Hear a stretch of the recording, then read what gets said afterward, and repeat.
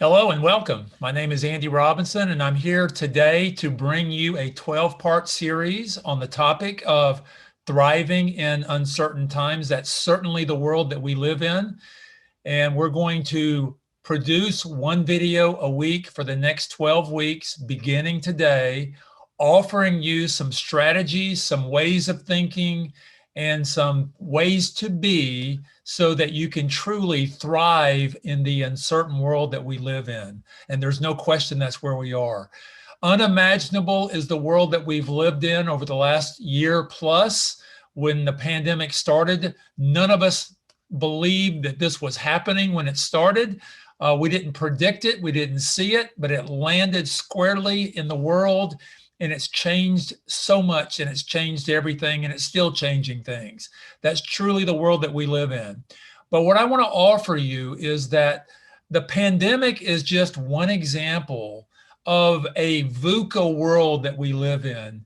And it's a VUCA world that we're going to continue to live in, and that we were living in even before the pandemic hit us out of nowhere. VUCA is an acronym for volatility, uncertainty, complexity, and ambiguity. And it's when all of those things kind of conspire together that we find ourselves in a crazy, uncertain, volatile world. And the pandemic was certainly a great example of that. However, VUCA is broader than the pandemic. And again, VUCA was here before the pandemic. It's the world that we live in, and it's here to stay. Yes, there will be other epidemics and pandemics. Fingers crossed, nothing as significant or severe as what we've been through. But viruses are out there. We live in a worldwide economy, and with travel and the situations like they are today, it's guaranteed to happen again at some point in time. We can never rule it out. We need to be ready when it happens. Natural disasters, whether they're hurricanes, earthquakes, floods, or fires, are part of the world that we live in and create change and devastation and situations that we have to respond to as human beings. Market disruption, that's new technologies and innovation, are constantly hitting the market. The pace of those changes, the pace of that innovation is going to only accelerate as we move forward. So we can expect to see more and more of those changes brought about by disruptive technologies and disruptive inventions. And of course, global competition. We live in a global world. The competition is significant. It's worldwide. It's out there, and that's not going to change. Emerging markets are continue to grow, and some are beginning to flourish, and that's going to create a situation that creates additional change that we've got to respond to. And then government regulation and policy shifts. All of those taken together, epidemics, disasters, market disruption, global competition, and governmental policy shift and regulation changes, create this VUCA world that we live in. And again, it's here to stay. It's not going anywhere. So because of that, I've adopted personally, and I've shared these with clients, 6 personal commitments that represent choices that you can make to not just survive in this uncertain VUCA world that we live in, but thrive in the world. And I want to offer a video for each of those 6 personal commitments, beginning today with the first commitment. And then following that, 6 habits that will fuel those personal commitments. And those personal commitments are truly a choice, something that you can choose to do right now, today. They represent new ways of thinking, new ways of being the person that we are, the leader that we are, the husband or wife or spouse or father or mother that we are, and truly ways to thrive in this VUCA world that we live in, and again, we'll be living in indefinitely going forward. The first commitment that I'd like to offer you, which I think, in my personal opinion, is the most important commitment because it sets the stage for the other 5 commitments that we're going to offer out. And that commitment is looking for and talking about the good. It's training or retraining your mind to see the good in everything, regardless of what happens to you, finding that seed of good that you can point to and say, okay, this happened, but because that happened, this great thing happened, or this good thing happened, or this change happened to me. Looking for and talking about the good is finding that seed of good in everything that happens to you. It's a paradigm shift because you're shifting your view from things happening to you to things happening for you, on your behalf.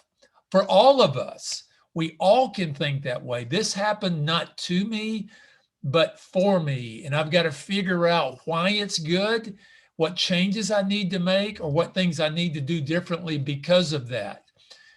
There's no question that the obstacle that finds itself in front of us, whatever it is the way.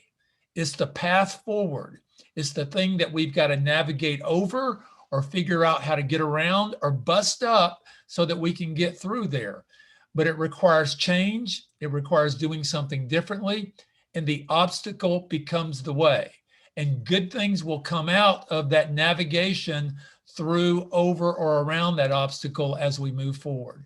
So it's looking for those things and then talking about those things, helping others see those things, helping your family, your friends, your coworkers shift their thinking so that they're looking for the good and finding those great things that are happening as a result of the bad, quote, things that we feel that are transpiring against us. The biggest change that I made in my business in the last year was shifting from strictly in-person coaching conversations with my executive coaching clients to now a blend of in-person coaching and Zoom-based virtual coaching sessions. I never even used Zoom before about March of last year, but I've become proficient in it. It's a part of my business. In some respects, it's convenient, more convenient for my clients. For those clients that are out of the state, it's a way for me to connect with them deeper because I can see them. I can share my screen in group situations. We can do breakout groups and polls. It's truly a fascinating technology that's really helped me level up my coaching practice. That's the good, or one of the good things that came out of this for me.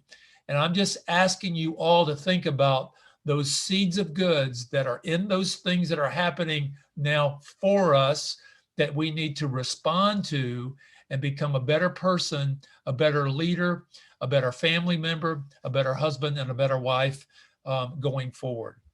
So it's training your mind, shifting your mind, making that paradigm shift to look for the good in everything that happens for you, not to you, but for you. VUCA is here to stay. It's the world that we live in. We've got to figure out how to respond to that proactively so that we can thrive in that world. And what I'm suggesting is these 6 personal commitments, including the one today, which is look for and talk about the good, and the 5 that I'm going to be introducing, 1 per week for the next 5 weeks. And then following that, 6 habits that will definitely fuel those commitments for you. And I'll offer those 1 per week for the next 6 weeks. So continue to join us. Hopefully something about this message resonated with you in terms of looking for and talking about the good. Connect with me if you like. There's my website, my contact information. I'll be glad to connect with you on LinkedIn. I'll look forward to seeing you again next week, where we offer out our 2nd personal commitment for thriving in uncertain times. Have a great day. See you soon. Bye.